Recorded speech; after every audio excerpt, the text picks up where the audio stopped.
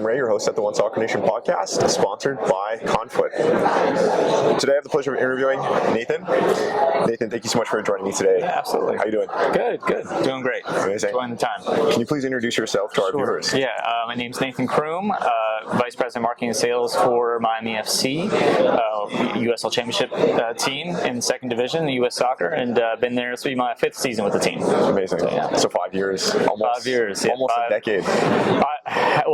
Half a decade worth. So we just celebrated our 10th year anniversary of our incorporated date from 2015 when Ricardo brought everything and wanted to bring a team to Miami. So we're excited to be here for our 10th year. Amazing. So one of my favorite questions to ask is, how did you get involved in the beautiful game? Wow. So I played it since I was little. So that was, I was not the biggest kid, and that never changed. So, I wanted to do American football. My parents were like, no way. Yeah. So, but I chose soccer and just fell in love from 6 years old on, and played it. Eventually went and played a little bit after high school as well, and stopped in college. That was it for me. But I always just kind of wanted to feel connected to this sport or sports in general. I loved just the emotion, the stories, the entire experience. So I was looking for internships and found a USL team in Charlotte that was taking interns, and there was no marketing department. It was like, hey, you're a marketing intern, you're going to do everything for us. So I jumped right in and was just excited to do it. And stayed there actually 5 years, turned into marketing director after college, and was overseeing pretty much all their business departments and marketing, PR. I was doing the music at the stadium, writing press releases, selling sponsorships, season tickets, ticket sales, all of that. So, and then eventually was just kind of looking to grow in my sports career and look for mentorship and really learn more and try to figure out what I was doing wrong, what I was doing right. Yeah. Eventually landed at NASCAR and spent kind of did 2 different stints, but a total of about almost 10 years at NASCAR as well. Tested the amusement park industry a little bit, but came down to Miami to do some working with college athletics too. So I had a little bit of everything through the experience. And then Michael Williamson, who's now with Wrexham, CEO of Wrexham, he was tasked with building this new project since Miami FC was joining the USL Championship. They'd been there for 1 season already, the pandemic year, which was awful for everybody in our industry and everywhere else. But so he brought me on right in 2021 and said, hey, we got this project. Ricardo wants to kind of rebuild this brand and reconnect to the community, and it's going to take a long time. It's going to take a lot of work, and it's going to take a lot of different projects through it and some growing pains as we went. But he brought me on back in 2021 and been there ever since. So amazing. I mean, it's always good to talk to soccer lovers, guys that played the game. It's a different type of connection that we have. I want to just I want you to give some quick advice to the young generation growing up right now, about to graduate high school and are thinking about attending college or university. What advice would you give to them in regards to selecting a school, in regards to picking what you want to do for the rest of your life? Because it's not an easy decision. You've done it. You have been in your career for a few years now, and it's not easy to make that decision at that age. I'm not too sure if it was easy for you, but what advice? I just want to quickly just share some advice with the young gen. Well, it's funny. So if we talk about that specifically, I was going to go to college to be in architecture. So sports marketing at that point really wasn't what I was planning on doing. But actually decided to change my major after my freshman year. So I would say really is don't sweat it if you choose some things that you then realize, oh my God, like what did I get myself into? But you can get so worked up on the right school, the right major, what classes do I take? I think the best thing is try to get yourself involved in as many experiences as possible, volunteer and stuff. Something that you think may be interesting, ask someone if you can shadow them on their job. ask someone if you can volunteer at their event. I think everyone gets so caught up in, I got to go to school and then I got to pay off college loans, or if you have them, or whatever it is, I got to get a job and I got to get something that pays money, and I need something that pays well. I went the route that it did not pay well for a very long time. So, but I knew what I wanted to do once I kind of got out of school. But I wasn't quite sure specifically whether it was was it specifically marketing or sales or ticket sales, sponsorships, whatever. So sometimes I think we get, at a young age, and still to this day, you get worked up and stressed out on choosing the right thing and being afraid to be wrong. Don't be afraid to be wrong. Just, do something and fail at it, so you now learn a lesson of either how you can grow in it or change direction. I think be adaptable, be flexible, and I think and whatever it is, just be passionate about it. Just have a passion in something. And I know it can be hard, but I think it's just kind of one step at a time. Don't worry about 5 years from now. Just worry about tomorrow. Yeah, I think that's what I at least did, and for me, I was able to land in the right situation eventually and found what I loved. Yeah. But that was, I think, for me, it's like I didn't know until the first, even getting out of college and getting a few internships to decide, I really like this area, or I decided what I hated, and you can't do that without just getting in and experiencing it. So I would just say experience as much as you can, and be okay with being wrong. Very true. I really like the point that you mentioned in regards to having passion for what you're doing, because it reminds me of my interview with Marcus Wufferson, the owner of Sarasota Paradise and USL 2, moving up to USL 1. He had mentioned in that interview to make sure you love what you're doing, because there are going to be hard times. He launched a professional team in COVID, right? Yeah. So having passion and love for what you're doing will get you through the extremely hard times.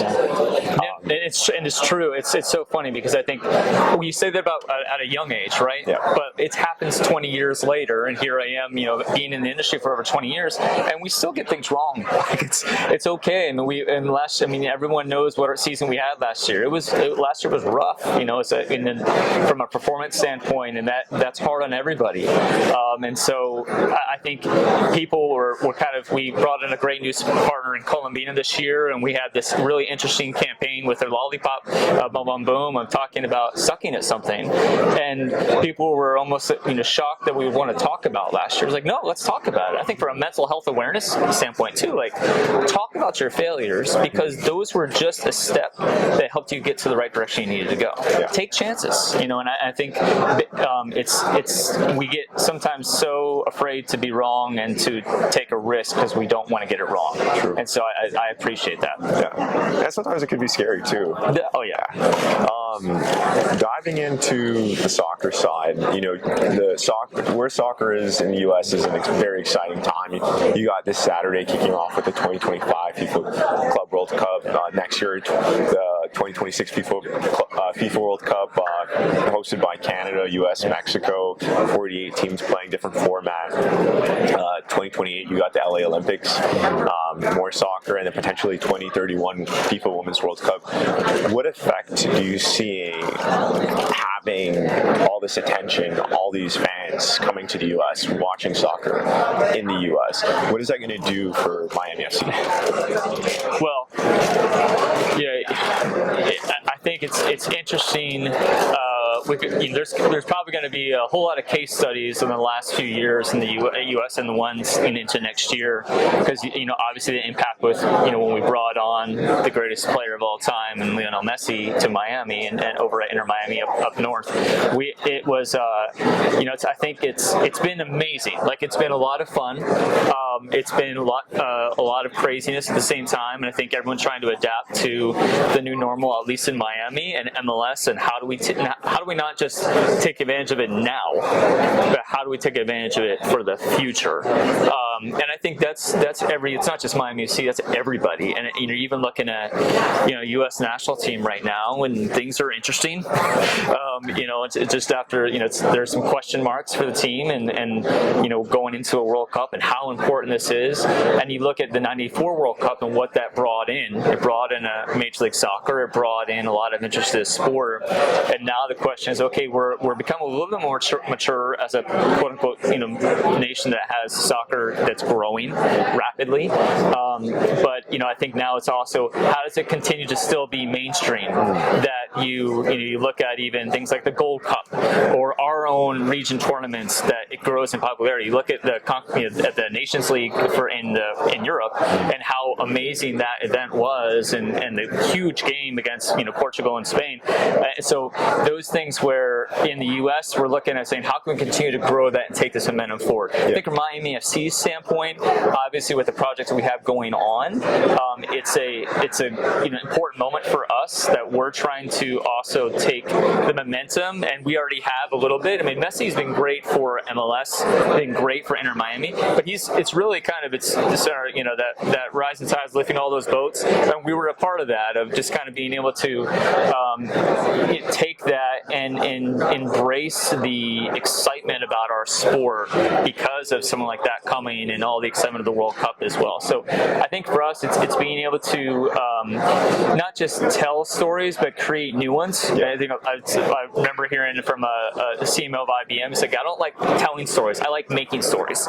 So how can we create more stories that are going to be impactful and engaging as we build a fan base, especially with our coming move to Homestead in South Dade, where we're, Inter Miami's coming out of Freedom Park, and then we're taking this facility with Sports Performance Hub down to Homestead Sports Complex, and building, taking advantage of that interest. That also means more investment. And then USL Championship, there's a lot of things coming in the future, right? With just USL, with the Super League that's now implemented with First Division Women's Soccer and USL, a eventual First Division Men's League, talk of the promotion relegation system, how that's all going to work. There's a lot of exciting things and a lot of question marks. So I think it's all of us approaching it in a way that we can say, look, we want to take advantage of the momentum, but I think also, how can you build strategies that are sustainable? Because I've seen, and even back when 2005, 2009, when I was in USL, and that was a third division USL at that time. Well, USL, I should say, USL second division, USA third division. And there were a lot of teams that come right in. They spend the money and they're gone within 2 years. And that's not the type of sustainable strategy we want to have moving forward as we build this up for the future. So I think it's just being careful that you're building a sustainable strategy that's going to last, that you're building, investing in facilities, and I think that's extremely important as we grow forward. I agree, 100%. I listened a few weeks back to Justin Papadakis speak on the 76 Capital, hopefully I got that right, podcast, sharing that the USL is taking the good things from promotion relegation and implementing it, and removing the bad things. So it's going to be a bit tailored. They're going to customize it to, USL is going to customize Pro Rel to what they need it to be, especially for the owners that have paid a higher franchise fee in USL Championship versus USL 1. With saying that, you mentioned, sustainability and clubs lasting for a long time. It's a legacy play, these projects. I want to highlight the San Diego market. What are your thoughts on, and I'm going to tie this back to MLS, Miami FC. San Diego Loyal was in the market for a few years, and then they got wiped out by an MLS new franchise, paying $500 million, launching a brand new team, and basically wiping out San Diego. And I'm going to tie it back to Miami FC. What are your thoughts first on that? And then how does Miami FC compete with Inter Miami being in the same market? I know it's a big one. Well, yeah, and it's a really good question, and it's not one that I haven't necessarily heard before, or conversations we haven't had. I think for us, as we talk about how do you compete,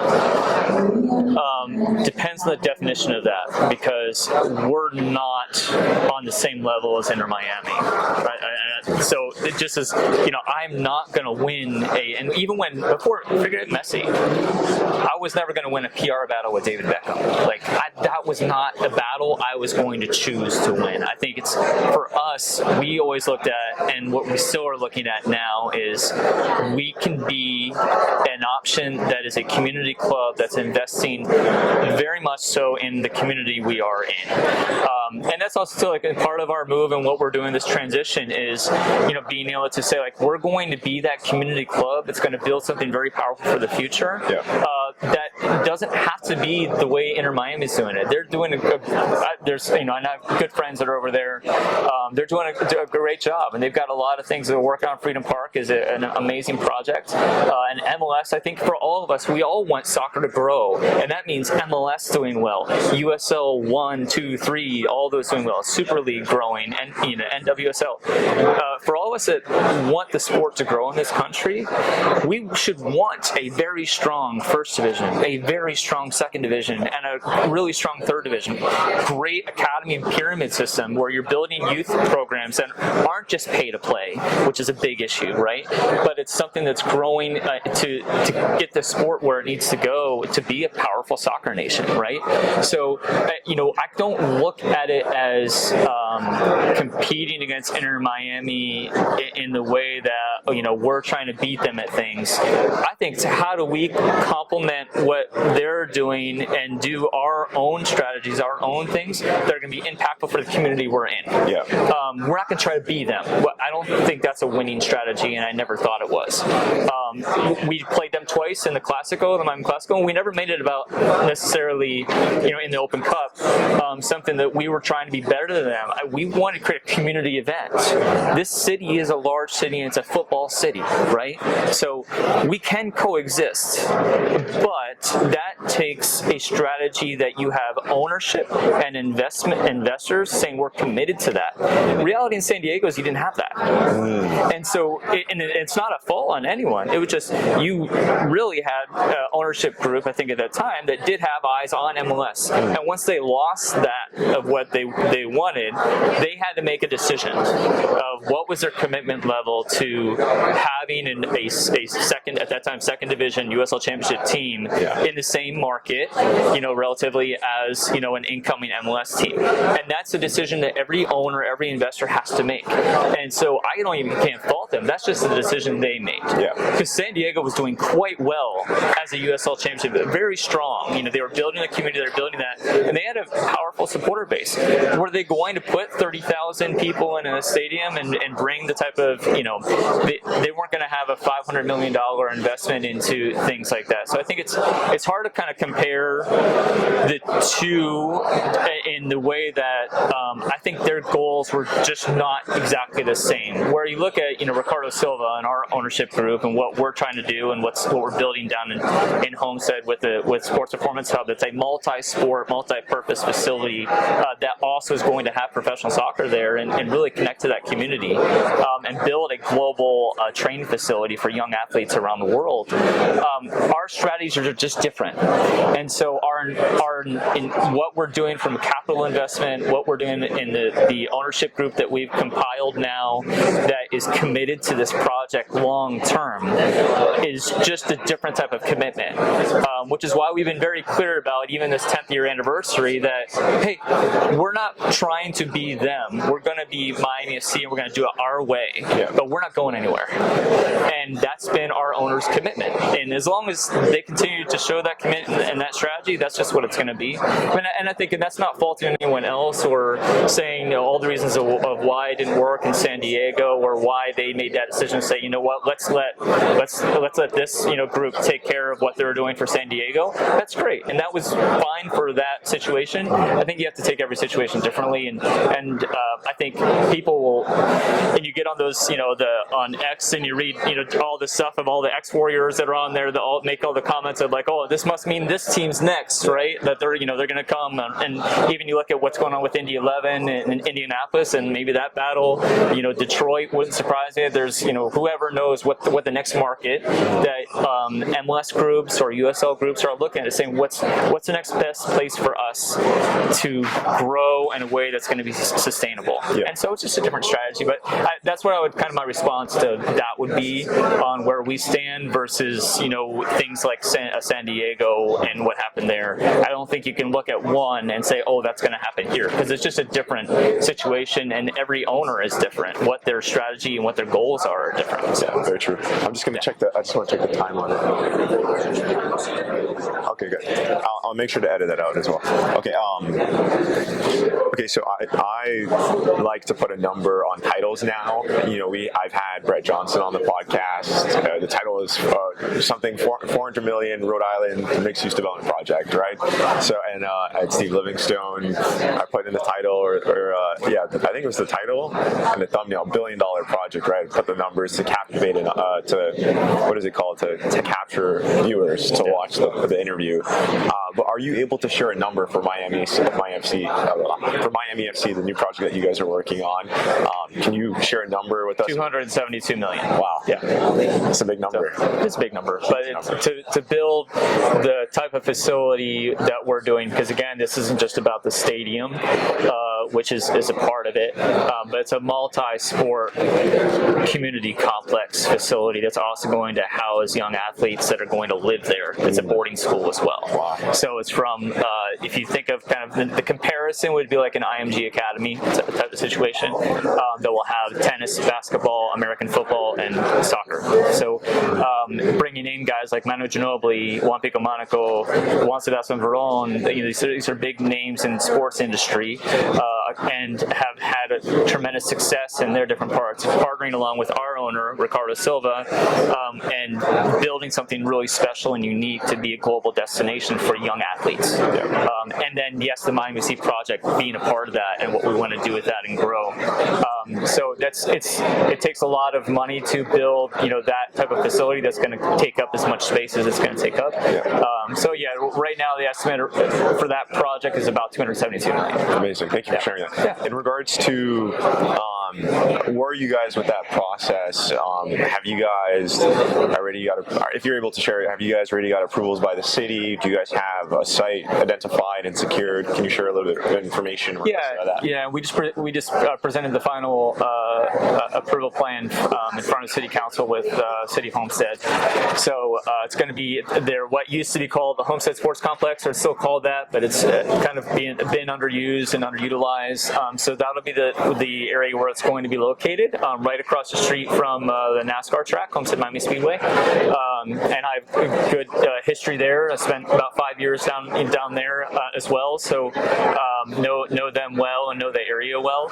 So that's going to that went in front of the City Council. They approved that, so now we're just finalizing the lease. That should be done. We expect to hopefully get all that situated by end of July and break ground after that. So the goal right now is at some point projecting 2026 temporary stadium while we build everything around it. A little bit like what Inter Miami has done in Fort Lauderdale, where they had that temporary stadium while they built their current. But ours, I think that probably the permanent stadium, the 10,000, 15,000 seat, what we're projecting in the plans you see of the architectural plans right now, that's probably 2028 is when that facility, the actual permanent stadium, will be built. So it'll be the temporary stadium until there. Amazing. So, yeah. What could you just share? I'm interested to know because we have One Soccer Nation. We have two sides. We have the media side, which is public, and then we got the soccer investment side, which we're working on launching our first professional club in USL 1 in Manchester, New Hampshire.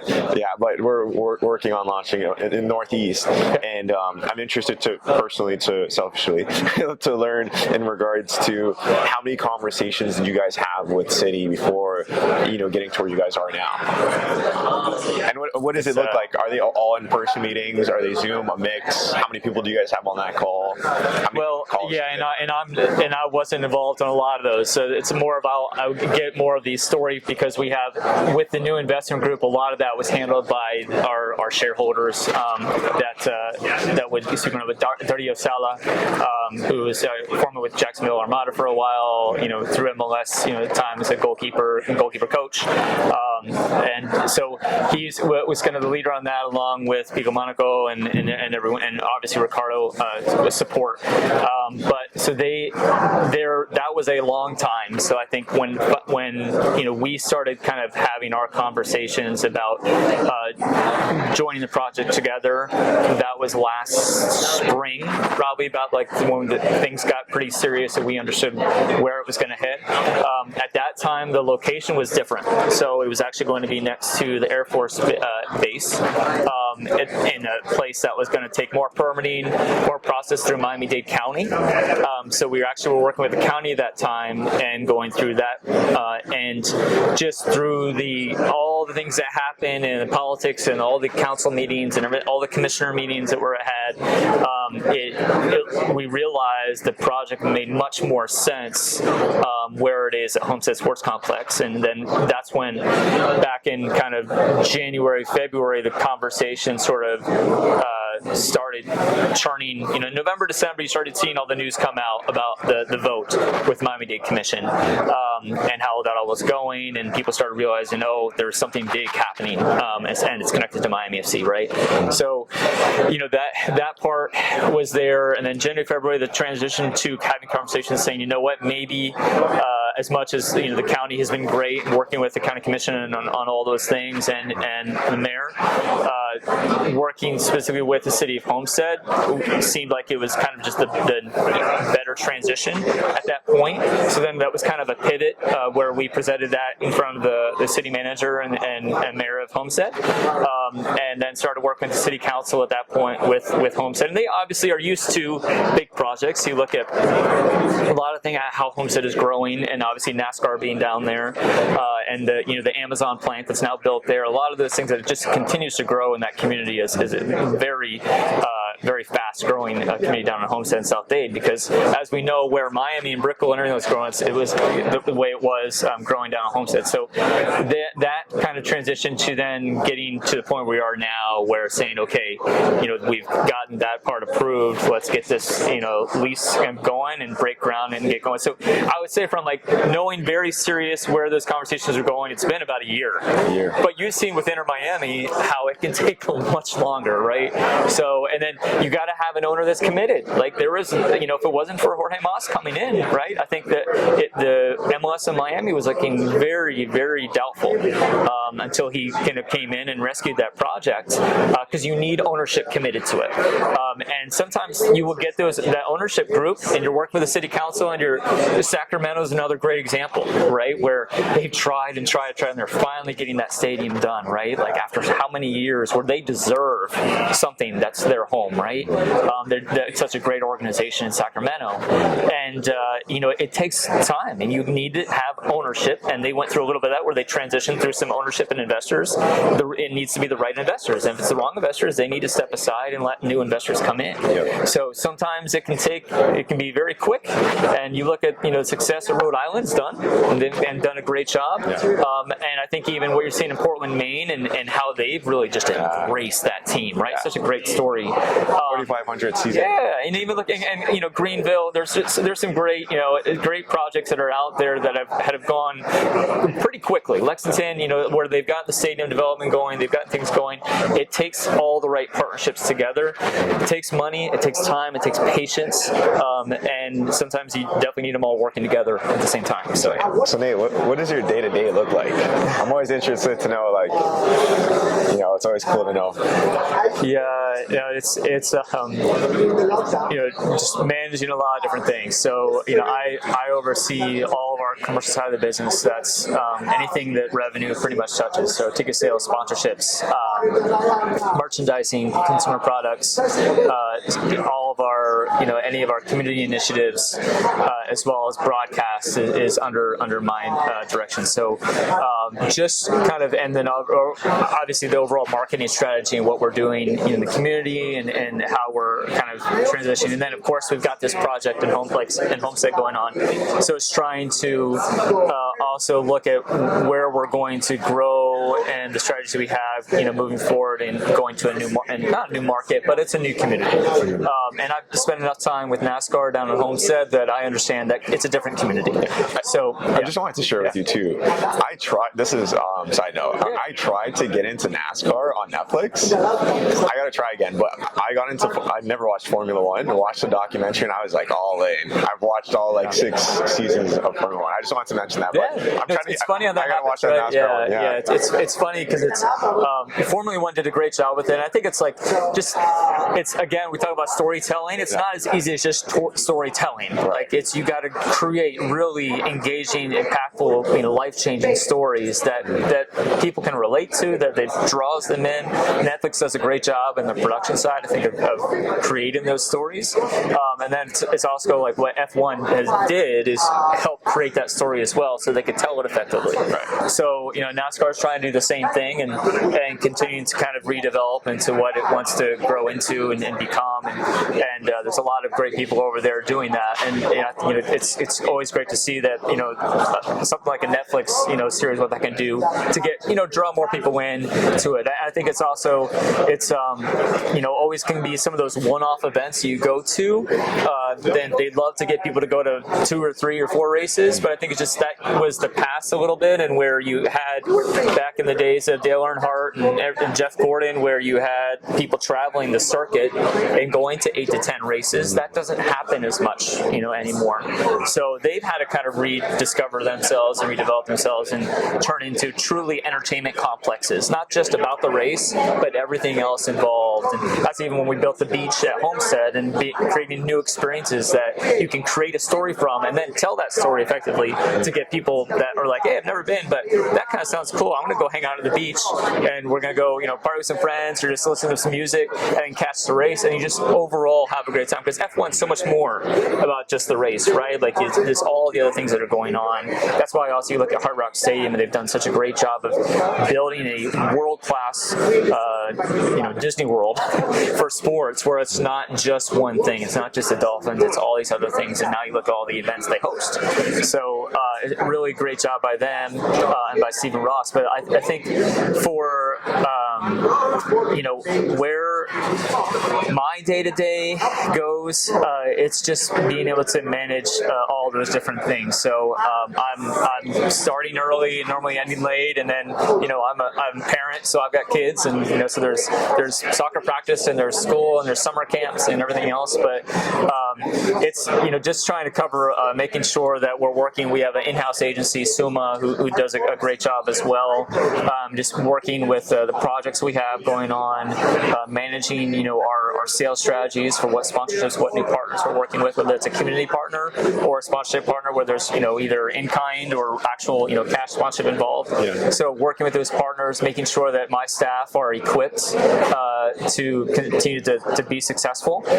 So it's also kind of not just the task I have and all my emails and things I'm keeping up and with broadcasts, but also working with my staff to make sure I'm equipping them to develop into what they want. And that's not even I've had a lot of people come through that are now at other places, and I love that. I love being that person who's been there before in their position, looking to grow in their career and learn.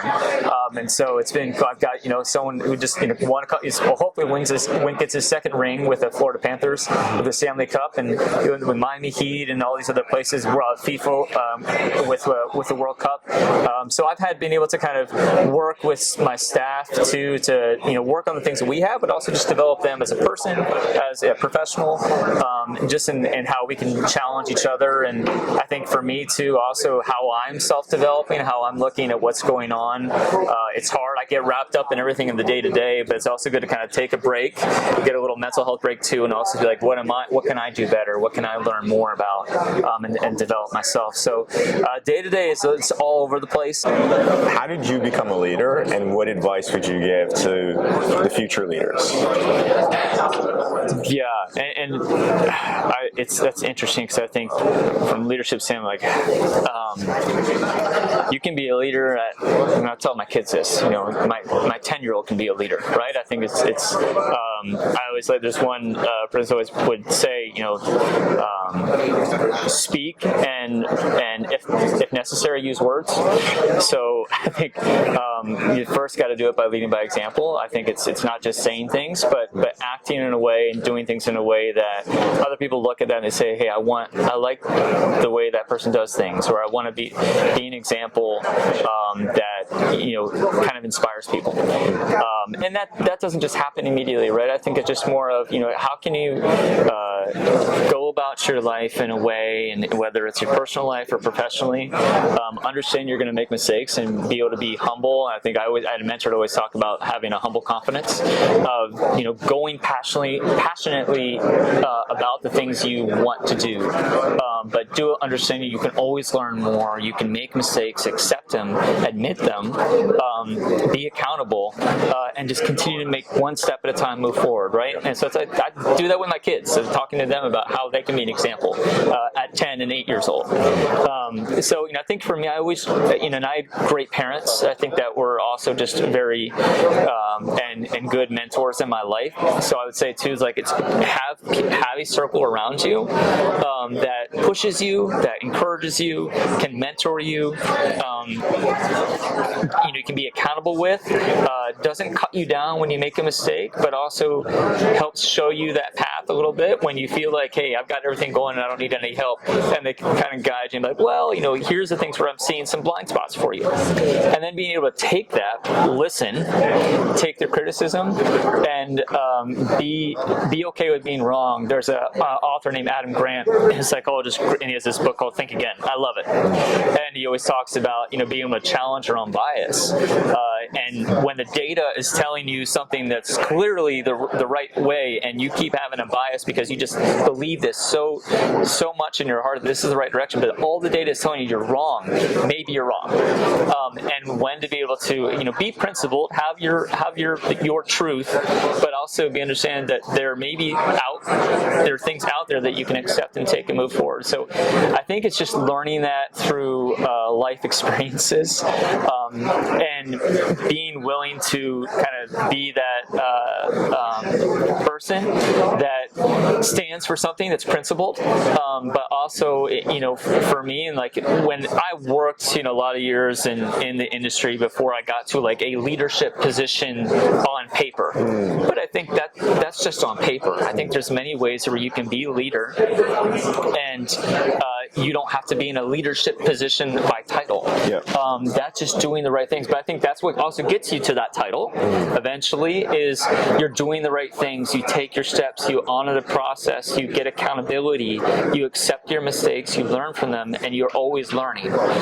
And you're always listening to the times when you can find the blind spots you might have. So I think I've always just kind of approached and everyone's different. My approach has been just being able to understand when I'm wrong, accept those things, learn from them, and then be able to either show that by, hopefully just by actions, but if necessary, you know, use my words to encourage people. I think even with my staff too right now is being able to, like I said, setting them up for success, not for me, and not necessarily even for the club, for them. Yeah. Because if they're feeling challenged, moved, motivated, it's going to pay off for the club, and it's going to pay off for me as a leader to see my team doing a great job. Yep. So I think if you approach it that way, where you are feeding into people to see their lives be better, everything else kind of works out. Yeah. So that's how I've tried to approach it, and you know, everyone's different, but I think that's been my approach. Thank you for sharing that. Yeah. Instead of the quick question, can I just ask you one last question? Yeah. Okay. Okay. What key revenue drivers are from USL financial model or ticket sales and sponsorship? What like, you have the experience of, you're in it, right? Yeah. So what really goes into that, and how do you guys create success? Yeah, and there's a lot of things. I think it's obviously, first of all, it's getting, you have to have, and this kind of goes, and you'll see it where there's success and where there's not success. An ownership group, investors that are committed to the project, right? Look, we understand this is not a short-term thing. This is going to take time, and that goes through all the way, into to people like a director of ticket sales. They're a great example, and this is not with Miami FC, Pittsburgh Riverhounds. They're doing a really good job of developing their own little community fan base in a pretty decent-sized market, right? That's used to the Steelers and everything, all the Pittsburgh Pirates and everything else goes on in the city of Pittsburgh. They've developed a really good brand and product for the Pittsburgh Riverhounds as a USL Championship team, and now women's team as well. But they understood that it was going to take time to develop their salespeople, take them through the right training. Don't just put people in place and then give them a whole bunch of goals without taking the time to understand how we're going to approach those goals. And that creates revenue eventually as well. And why I say that is because you need a fan base. And so, that's even where Miami FC, had to look at ourselves, right, and say, like, how are we going to continue to build our fan base in the environment we're currently in? Sponsorships are great. You can sell media. We have a great broadcast partner with FanDuel Sports Network, and USL has developed some really good media partners, with ESPN, CBS, and others. And that helps us tell our story, and we're able to get partnerships from that and revenue contribution from that too. But if we haven't have a fan base there that we're able to connect with, that all eventually fades away because they're no longer interested. And if they're not interested, then there goes sponsorships and there goes broadcast, right? So that, I think it's you're starting with that ownership commitment that there's going to be a plan. You look at market strategy, what the market is, and the ownership groups are is so important. I think USL has done a great job, and even look at MLS too. There's times where MLS and USL have swung and struck out, and they said, look, all right, good market, we thought, or sometimes you get to a part where someone comes in with a lot of money, and they look at it like, I don't know if that plan or the market is great, but this guy's bringing something, a dream that they say that they can make it happen, so it's happened, and then 2 years it's gone. And I think that's where USL has done a good job, and even MLS too. A lot of these leagues looking at saying, you know what, we're not just going to take anyone that comes in with money. We want market studies, we want strategy. Even right now, what USL is working with us, and it's been very good. Hey, what is the strategy? How we're progressing forward in this new community, in this new project. Yeah. It wasn't like, oh, you guys have all these new investors, and you have this great news, $272 million project, and Homestead, here you go. And they wanted market studies, they wanted plans, they wanted a strategy in place because they want to support us too. And that's where I think the clubs have felt, even more supported now by USL, because USL has become stronger as a league, and their prerequisites for even having a club and having going in that ranks of League One, USL Championship, Super League, all of that has become much stricter, and that's good. But I think it's also too where it shows the health of the sport moving forward. Even why promotion relegation, it can now even be a conversation, because it wouldn't have been able to years ago. But we're finally kind of getting to that environment now where it can be done, because now you don't only have strong USL Championship teams, now you have strong USL League One teams, and that's where you're starting to really develop some strength there, right?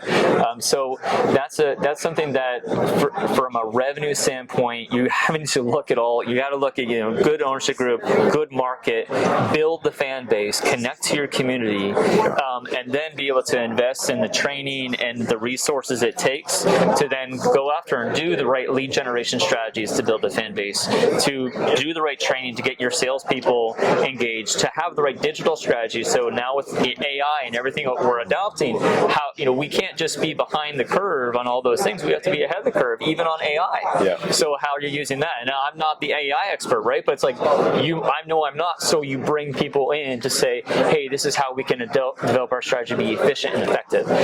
So it's all those things combined, and then you go out there and you market that, and you work with partners that have the same goals, the same things things in their strategies that line up, and you do that together as a community partner. So all those things combined, it's normally a good recipe for at least having an opportunity to continue to grow your revenue. Yeah. Well, Nate, thank you again for taking the time. Of course. For being on the One Soccer Nation podcast. It's great to have a conversation with you, finally meet you, and spend some time and learn more from you. So I really appreciate it. Absolutely. Thank you so much.